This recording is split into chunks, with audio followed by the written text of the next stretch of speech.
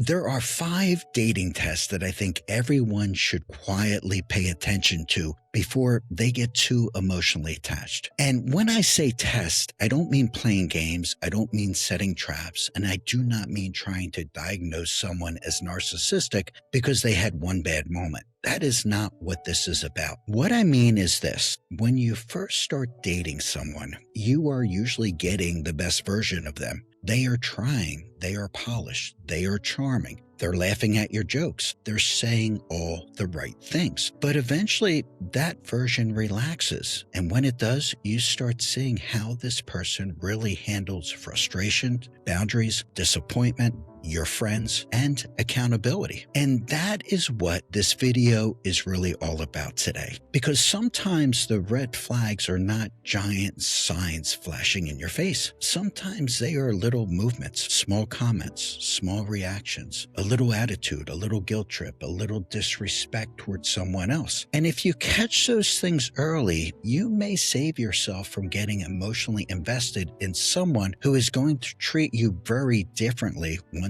they are comfortable with you. So let's talk about what I call the 5 dating test strategy. These are not games. This is just paying attention, because chemistry can fool you. Attraction can fool you. Charm can definitely fool you. But patterns, well, they usually tell the truth. And real quick, before we get into the 5 tests, if this channel has helped you think more clearly about dating, relationships, or protecting yourself emotionally, you can support the show with a super thanks button below. It helps me keep making videos for people who are trying to date smarter and avoid getting hurt. All right, the first test is the one a lot of people already know, and that is the waiter test. When you go out with someone, watch how they treat the waiter, the waitress, the bartender, the cashier, your Uber driver, the valet, the receptionist, or anyone who is serving them in some way. And I don't mean they have to be overly friendly or put on a big performance. I just mean, are they decent to these people? Do they say please?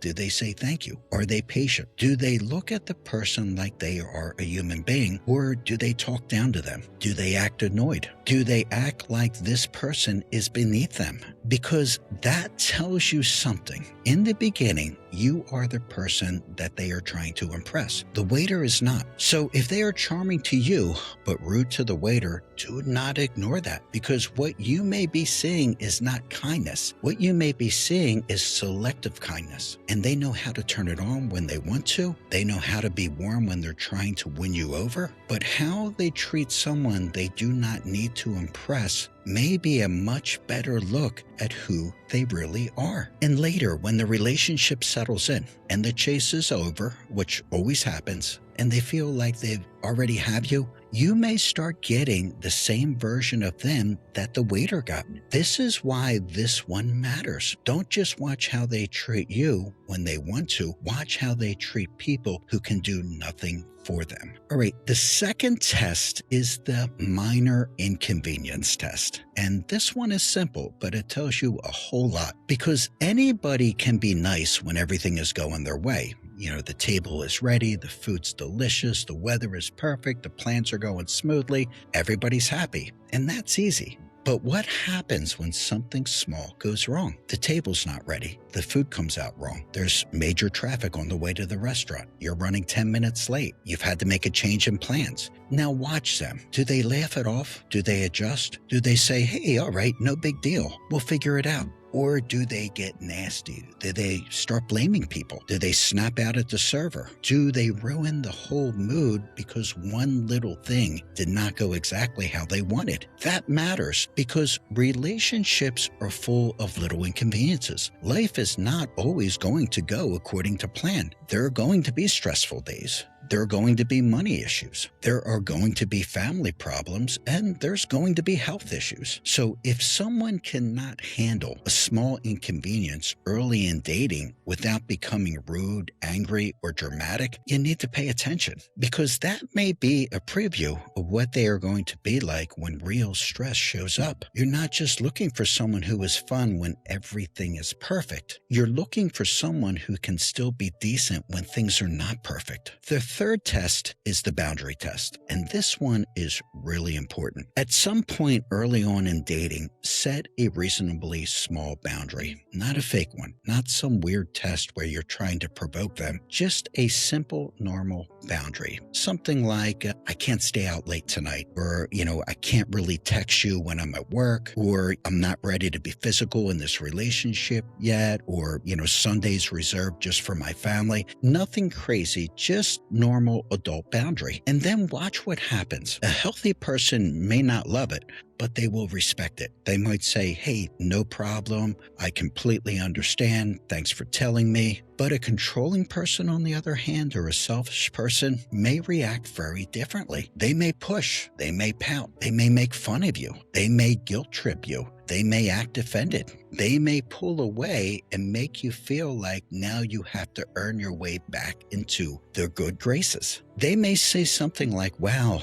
I guess you're really not that interested, or that's something that my ex used to have a problem with, or, you're making a much bigger deal out of this than it deserves to be. And that is where you have to slow down and pay attention, because the issue is not just the boundary. The issue is how they react when they realize you are a separate person, that you have your own limits, that you have your own comfort level, you have your own life, you have your own needs. A healthy person respects that. A selfish person negotiates with it. A controlling person punishes you for it. And this is why the boundary test matters, because the way someone reacts to a small boundary early on may tell you how they will react when the boundary really matters. The fourth test is the friend test. And this is a big one, because this can show you whether someone is going to support your life or slowly try to shrink your life. At some point, you're going to introduce the person you are dating to a few of your friends. Not a giant party, not 20 people at a loud bar, not where anyone would feel uncomfortable, just something normal like a dinner or casual drinks or a backyard get-together. A small group of people who know you. And then watch. Do they make an effort? Are they polite? Are they respectful? Do they let you enjoy your friends? Do they seem interested in getting to know the people who matter to you? Now, let's be clear.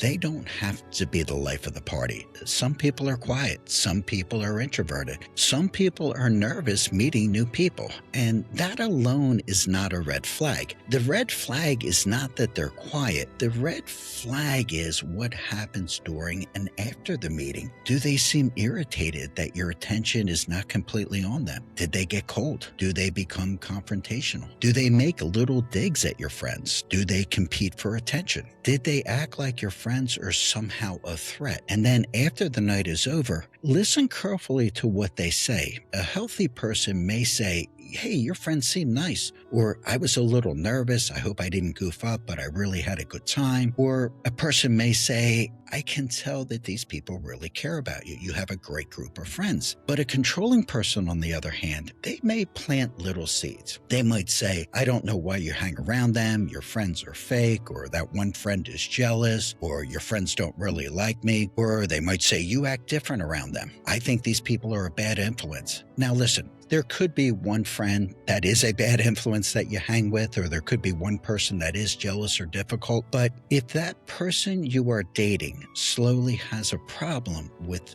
everybody in your life, that is not an accident. That is a pattern. Because people who want control often see friends as competition. Your friends give you perspective. Your friends remember who you were before this relationship. And your friends may notice if you are changing. Your friends may ask, hey, are you okay? And to someone who wants control, that can feel like a threat. Isolation does not start with someone saying you are not allowed to see your friends. It usually starts much smaller than that. A little comment, a little complaint, a little tension every time you make plans, a little guilt trip. And before you know it, the people who used to keep you grounded are suddenly the people that you feel guilty seeing. So the friends test is not about whether someone is outgoing or introverted. It's about whether they respect the people who matter to you. Someone who wants to love you will want to understand your world. Someone who wants to to control you will try to shrink your world. Okay, the fifth test is the accountability test. And this one tells you what future arguments are probably going to feel like, because everyone makes mistakes. You're going to make mistakes. They're going to make mistakes. They may be late for something. They may forget something. They may say something the wrong way that upsets you, or they may misunderstand something you said, or they may simply have just had a bad day. You are not looking for a perfect person. Perfect person does not exist. What you are looking for is someone who can own their behavior when they're not so perfect. So when something small happens early in dating, pay attention to how they respond. Can they say, hey, you're right, I'm sorry? Can they say, I didn't mean it that way, I understand why it bothered you, I won't do that again? Or they might say, hey, that one's on you. Or they might immediately turn the problem around that it was your fault. Or they might say, you're too sensitive, or I was just joking. Or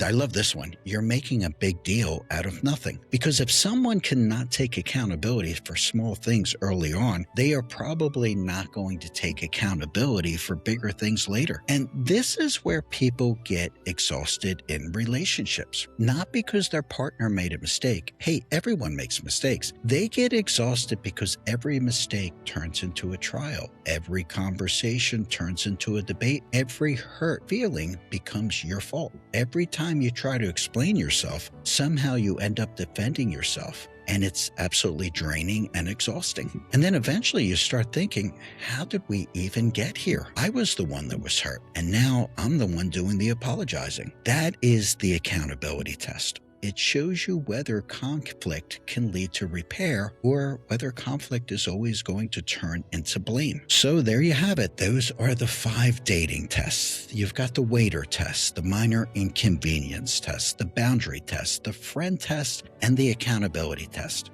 And here's the point. In dating, chemistry is easy to feel, attraction is easy to notice, and charm is easy to fall for. But character takes observation. You have to watch what someone does in small movements, when they are frustrated, when they don't get their way, when you say no, when they meet your friends, when they make a mistake, because that is where the truth usually slips out. And again, this is not about calling every person a narcissist, but if you keep seeing the same pattern, disrespect, entitlement, guilt tripping, isolation, blame shifting, lack of empathy, do not ignore it just because the chemistry is good. Chemistry can pull you in, but character determines whether you are safe once you are in there. So before you give someone full access to your heart, pay attention to these 5 dating tests. Not to play games and not to manipulate, and sure enough, not to judge someone unfairly, but to protect yourself from falling in love with a version of someone that only exists in the beginning. Because the person you meet early on is often their best behavior. The person you need to understand is who they become when they are comfortable. And that is usually where the truth